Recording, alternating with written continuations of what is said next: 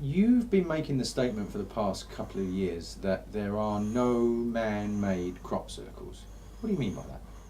What I mean is that there are many jobs carried out as contractors for advertising and public relations operations, and they're done with a degree of skill, I have to say. There are also occasional attempts to forge, replicate crop circles by messes made by vandals in fields. That's two categories. The third category is the fact that every single crop circle that comes down the field is sooner or later cleaned by somebody. But effectively, they don't make crop circles. The crop circles are a separate event. It's like chalk and cheese. So you're drawing a distinction between The categories of damaged crop. and so you acknowledge that people can go out and make fairly good works of art in fields by stamping down wood. I would acknowledge that as contractors, when they are supplied, number one, with a blank, lawful canvas in the full light of day, and number two, a drawing, they can then do it in a reasonably competent way. But number one, in a limited time in the dark, and number two, they have not proved in over a quarter of a century that they could design their way out of a wet paper bag. And you speak with some qualification in that regard because you've spent a lifetime as an architect and as a designer. Yeah. So you're well qualified to be able to judge the design efforts. I would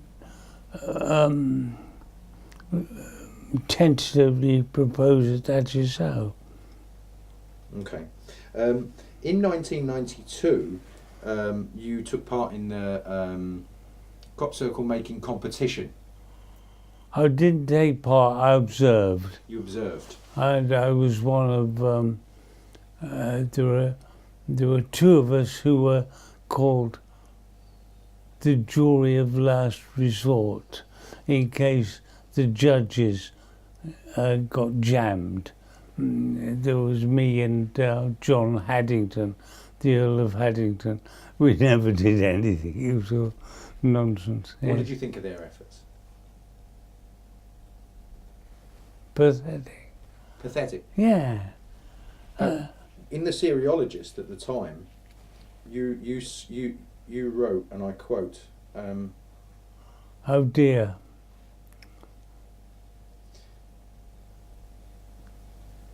"The event was a delight, and the valiant teams performed prodigiously. Only in England could an enterprise so fundamentally surreal be carried off with such grace and style. It was pure fun. Those convinced that all crop circles are man-made will be comforted in the view by the excellence of the results we saw. Those who feel we are in the presence of angels, Gaia, fairies, aliens, lustful hedgehogs or species consciousness will find nothing here to change their mind." What's changed? My mind. Why? Because I was naive, I was young, I was delighted, I was impressed. The evening, the weekend was such fun, you know. But I have to say, here's a story. After the event, sometime after the event, there was a seriologist conference in Dorset. And when that closed, everyone went to the bar in the town hall in Dorset. And there were the winning pair who were a bit drunk, and I was with the venerable Stanley Messenger, one of the fathers of crop circle studies, who was a much nicer, a more generous man than I am. And he wanted to speak to them. And I said, come on, don't do that. And he said, no, we should do it. I said, okay. And he went over and said, why are you doing this? Why are you hosting the crop circles? Their response is chiseled into my brain. They said, I remember these words, we enjoy the discomfiture we cause. Now I remember this because discomfiture is not a common word.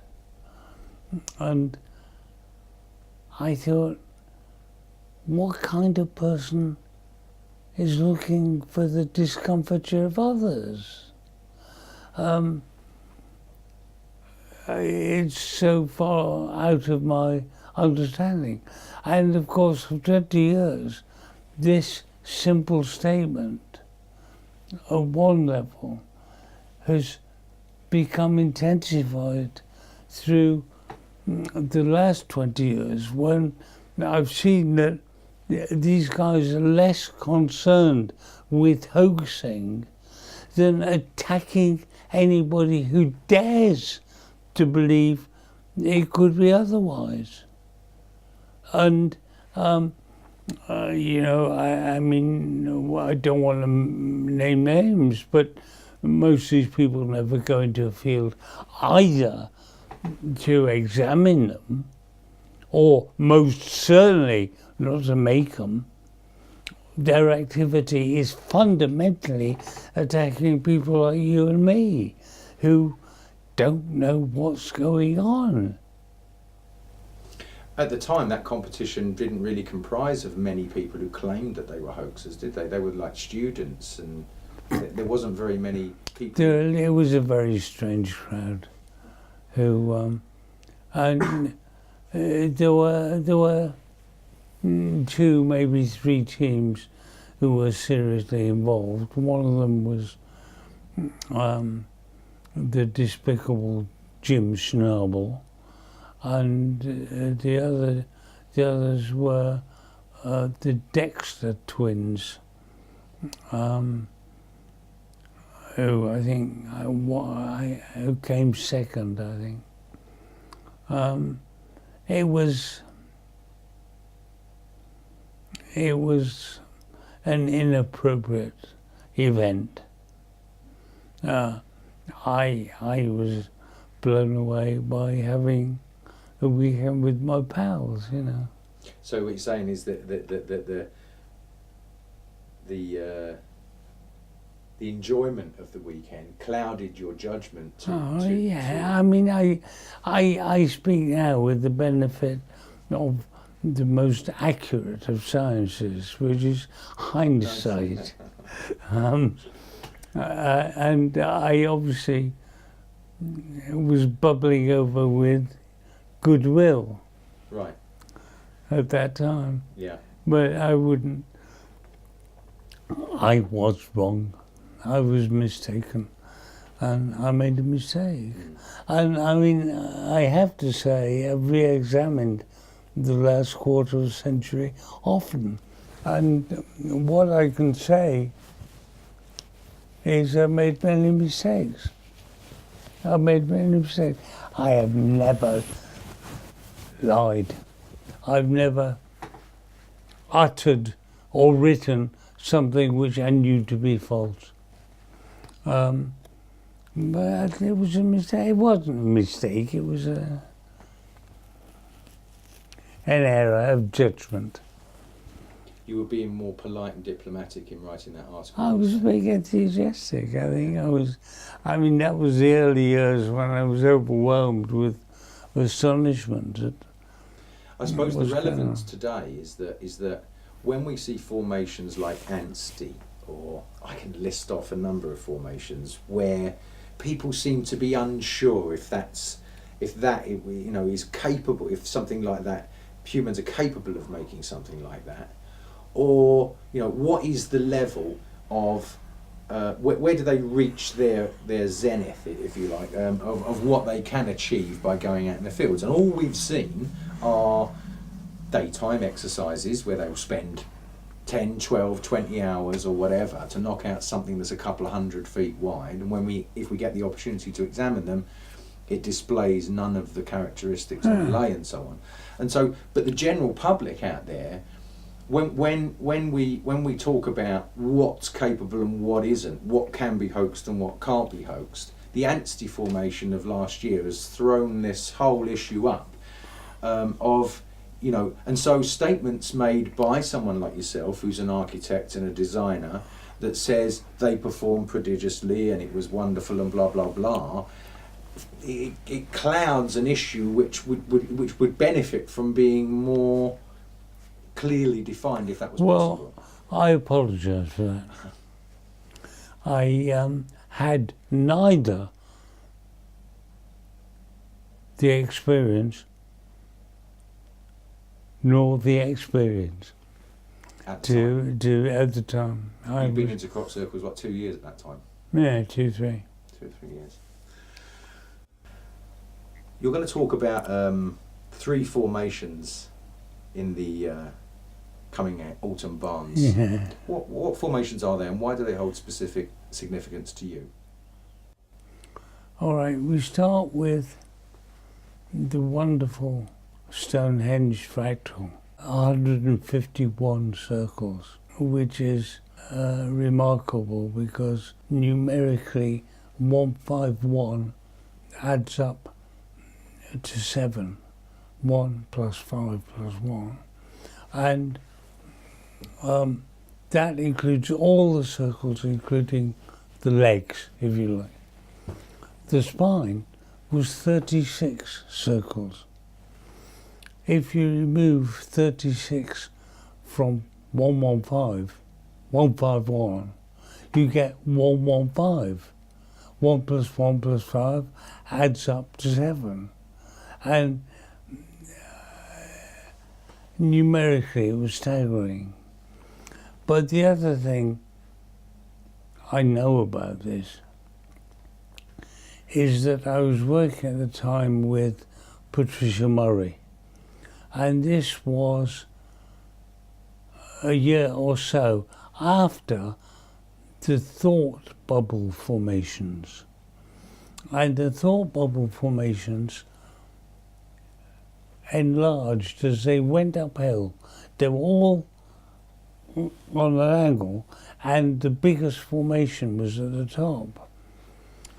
And Patricia Murray said,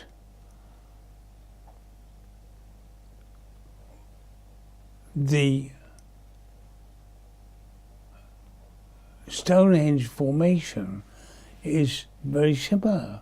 Maybe the large number 1 circle is the highest. And I said, you can see it's not.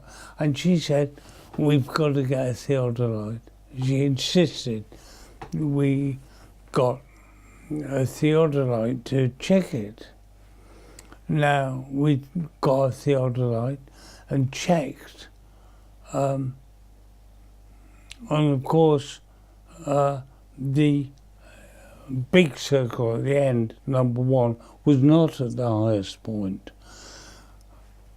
What was the astonishment was that numbers 16 and 17 adjoining were A, of exactly the same height, which was the highest of the 36 circles, and B, exactly the same diameter. You mean the highest point in the field? Yeah. Okay. Topologically, that represented the highest point, and there were twin circles, the only twin circles in the formation. Okay.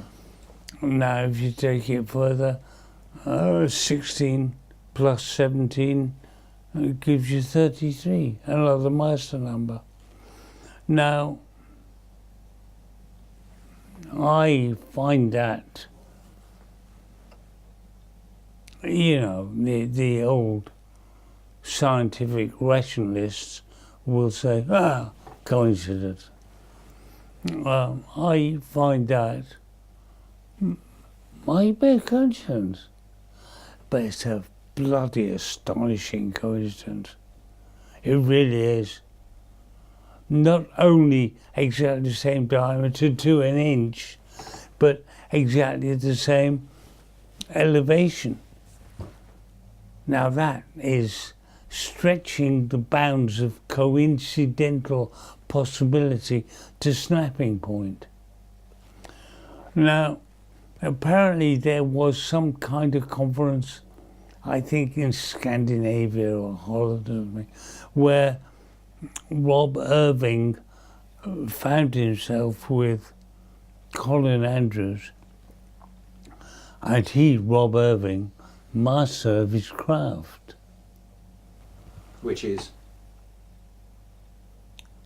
Confidence trickery. Thank you. He persuaded Colin Andrews, who is also master of his craft, which is being a sap. And he persuaded him that Stonehenge was man-made. Well, okay, maybe it is. I've been waiting 25 years for somebody to show me this man-made. But I tell you something, Rob Irving doesn't know about circles 16 and 17. I mean, it is possible that somebody sat down and said, we'll hoax this, and I'll tell you what we'll do. 16, 17 add up to 33. And I know one or two people are interested in the master number sequence. So what we'll do before we do anything else is find the highest point and make two twin circles of the same diameter and the same level and fool them. And then keep quiet about it for 20 years. That's the truth. Come on. And it's that lack of knowledge about certain details which you discern, which leads you on to the second formation, the Bythorn Mandala. Yeah. Tell us about that. Well, the Bythorn Mandala was very interesting in that it was the first manifested pentagram, five-pointed star, after John Martineau's brilliant work on the hidden, implicit, constraining geometry of the pentagram in formations of the early 90s. So then this arrived. Now, what should be said is that, first of all, the star was pointed outwards, and the pentagram star is widely considered as the star of life. It represents two arms, two legs, and a head. And in this case, the head was pointed not approximately south, but south. It was an upside-down star. And we know which way the star should be from US airplanes and the Texaco star sign. It always points upwards. So there was something, I think, significant about that. But the other thing was that the formation was surrounded by 10 petals. And where the bottom corners of the petals were was chamfered off. And it was chamfered exactly at 36 degrees, which is the very important angle of the points of a star. That's the angle which generates between the two long sides and the one short side the golden section phi relationship. Now, in 5 of the gaps between petals, one can understand why it was chamfered at 36 degrees, because it was taking 5 points of the star. Logical. But the other 5 empty spaces were also chamfered at exactly 36 degrees. Now, one thing any practical maker of anything knows is that you don't go looking for useless busy work. Why was a space of exactly the right angle left? Now, I looked at it and I saw that with a very precise 72-degree turn, the star can be easily restored to its northwards, north-pointing head-up position. And it is as though housings, sockets, positions have been made for that action in preparation for our doing that. Now, did Julian Richardson know about that? Well, you questioned him about it. What did he say? I didn't mention this to him. Okay. I didn't mention that to him. I know that during his examination, he said that the center of this circle, which required, I think, 6 or 8 concentric circles manufactured, was not a post knocked into the ground, but was a broken camera tripod with 2 legs. 2 legs? 2 legs. 2-legged things don't stand up. Well, that's what he claimed. And the other thing, he did not know the difference between pi r squared for the area of a circle and 2 pi r for the circumference, which is remarkable because he claimed that he had set the formation out by measurement around the circumference. And everybody knows that's impossible because it's very hard to measure around a curve. So I think, if I can speak frankly, I think both Rob Irving and Julian Richardson are foul liars. And I moderate my language. I'm being very careful. I think they're liars. Why are they lying? Why have they gone to all this trouble to lie to people? You must have thought about this over the last 25 years. This, I think, is the other screaming question. I mean, I have been bewildered for over a quarter of a century about the delicious, enigmatic, stupendous phenomenon we're involved in.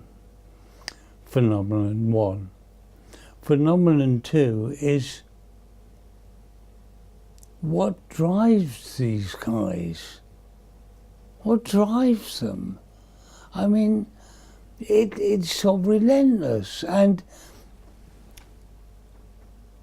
I have to say, at many levels, I think it's a very English class thing. What do you mean by that? I mean, I think there's a lot of resentment involved in it. I think I never met a hoax claimant who was not envious and embittered. And I mean, look, that's a tentative thing. But the truth is, as I've said before, I've made many mistakes. I've been misled, but I've never knowingly told a lie. And looking back over these many years, one of the delights is that I truly trust my colleagues. I think they have made mistakes, they've been misled. I often think they're totally wrong, but I've never known them deliberately lie. And yet I look at the hoax claimants, I've never known them tell the truth. I think Faust, the reference to Faust and the upside down pentagram and references to demonic forces and Satan and all these things are associated with a pentagram which faces south, and then a gap left for the devil to get get in. Realigning it to north. Yeah. Is, I mean, we make these speculations about what it might mean, but it's about our opportunity to turn to put man back on his feet. Exactly, yeah. Well, I think it's optimistic. I mean, the curious thing is that in 1997 we had the second manifested pentagram just a mile up the road in Bishop's Cannings. Bishop's Cannings down. Right, yeah. And that's nice, yeah. Curiously, that formation was equally south pointing, but instead of having a precise housing for the corrected north pointing one, between the points of the southward pentagram there was an arrangement of 3 bars, and those 3 bars also exactly defined a potential north pointing 36-degree star position. Just like another blueprint. Yeah, yeah, so it's a theme being followed there. Yeah. Well, I mean, and I don't know who's claimed that, but no, I would imagine there are 12 claimants for that. So that was my second formation.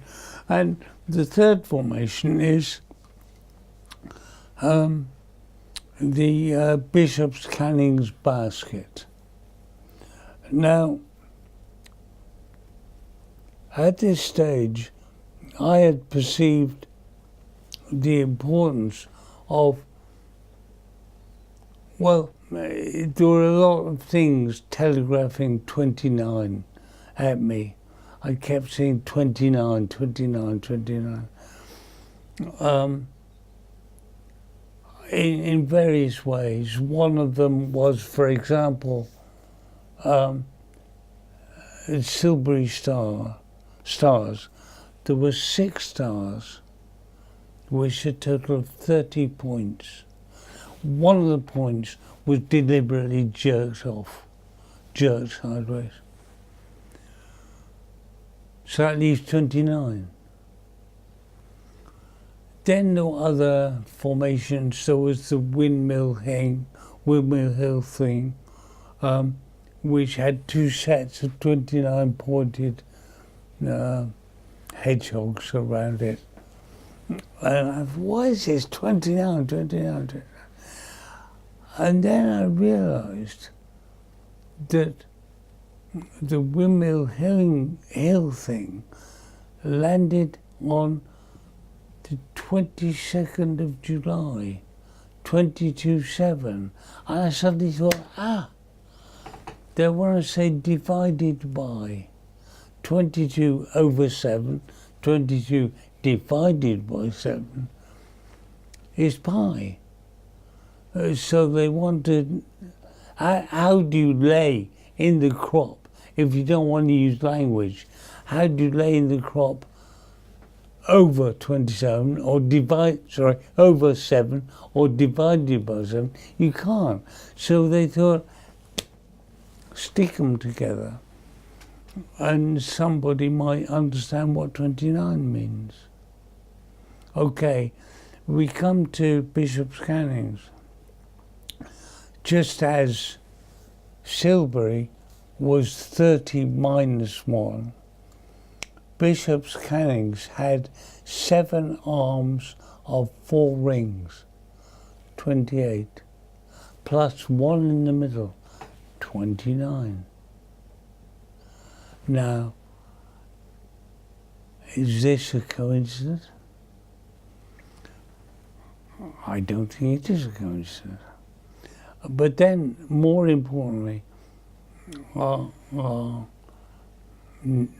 friend Matt Williams claimed that he made it.